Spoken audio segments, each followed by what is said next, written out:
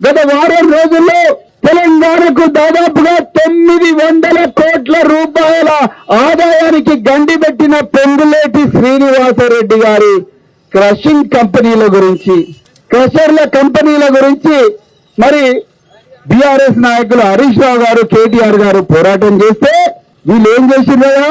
BRS ఎమ్మెల్యేలను suspend చేసిండ్రు. నేను అడుగుతున్నా, ఆ 900 కోట్ల రూపాయలతోని మా నిరుద్యోగుల బిడ్డలకు కోచింగ్ సెంటర్లు పెట్టవచ్చు కదా, కోచింగ్ సెంటర్లు పెట్టవచ్చు కదా, వాళ్ళకు నిరుద్యోగ భృతి ఇవ్వచ్చు కదా.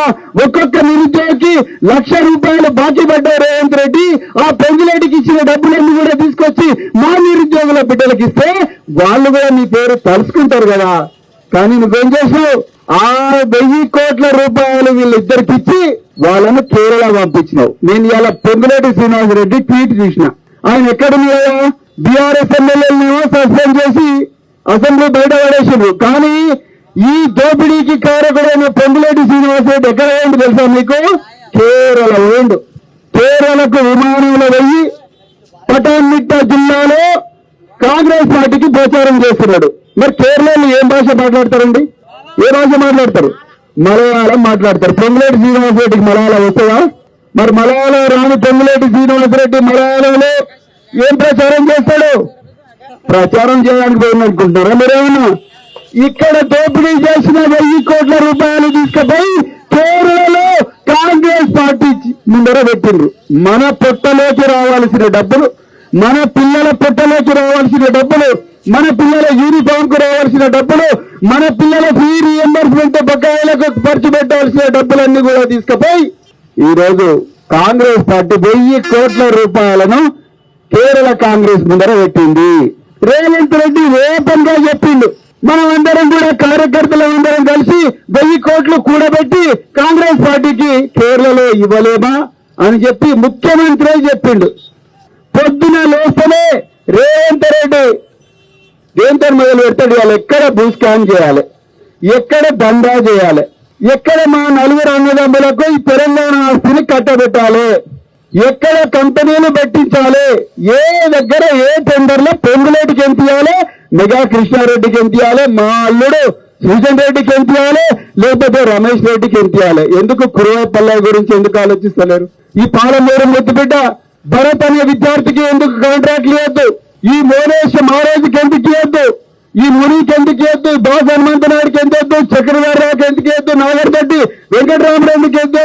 ఇక్కడ ఉండే నిరుద్యోగ బిడ్డలు ఎంతమంది ఉన్నారో వాళ్ళందరికీ కాంట్రాక్ట్లు ఇస్తే నీ ముందు ఏం పోతుందా? తెలంగాణ డబ్బులే కదా. నేను అడుగుతున్న తప్పును మీరు ఒకసారి చెప్పరు. నేను తప్పు చెప్తున్నానా? నువ్వు ఎంతసేపు ఎవరికి ఇస్తున్నావు? నిన్న నేను చూసిన, మేము పోయినాం. హరీష్ రావు గారు చెప్తే నేను ఎమ్మెల్సీ దాసోజీ శ్రవణ్ గారు పోయినాం.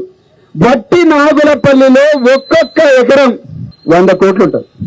ఒక్కొక్క ఎకరం 100 కోట్లు ఉంటుంది. అందులో రేవంత్ రెడ్డి గారి అల్లుడు రమేష్ రెడ్డి గారు 10 ఎకరాలు మైనింగ్ కోసం తీసుకుంటాడు, అంటే స్టోన్ క్రషర్ల కోసం. ఈయన 10 ఎకరాలు అయితే ఆయనకు 17 ఎకరాలు ఇస్తారు. 10 ఎకరాలు అయితే 17 ఎకరాలు ఇస్తారు. మీరు ఎప్పుడైనా అడిగితే ఇస్తారా?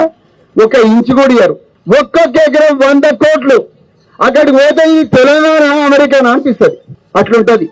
అక్కడ 17 ఎకరాలు ఇచ్చి వాళ్ళకు క్రషర్ మిషన్లు పెట్టిస్తే ఒక్కొక్క రోజు వాళ్ళ ఆదాయము 3 కోట్ల రూపాయలు. ఒక రోజు 3 కోట్ల రూపాయలు.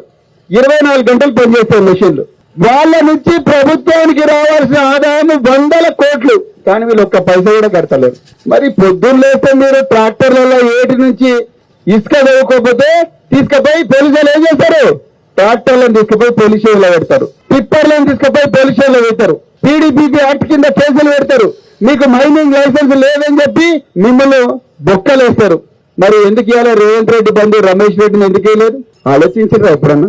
మేము ఒక రోజు కొత్వాలగూడ పోయినాం. శంషాబాద్ దగ్గర ఉంటది. కొత్వాలగూడలో రాఘవ కన్స్ట్రక్షన్స్ అని ఒక కంటైనర్ మీద బోర్డు రాసి బాజాప్తా లైసెన్స్ లేకుండా పెద్ద ఎత్తున క్రషింగ్ చేస్తున్నాడు పొంగులేటి శ్రీనివాసరెడ్డి కొడుకు.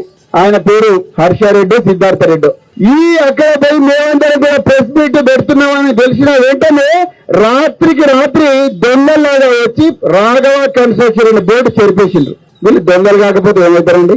ఒక సాక్షాత్తు సీనియర్ కేబినెట్ మంత్రి, రెవెన్యూ మంత్రి ఇవాళ వచ్చి దొంగతనంగా రాఘవ కన్స్ట్రక్షన్ అనే బోర్డు తీసేసి మరి ఇవాళ దోపిడీకి పాల్పడుతున్నాడు.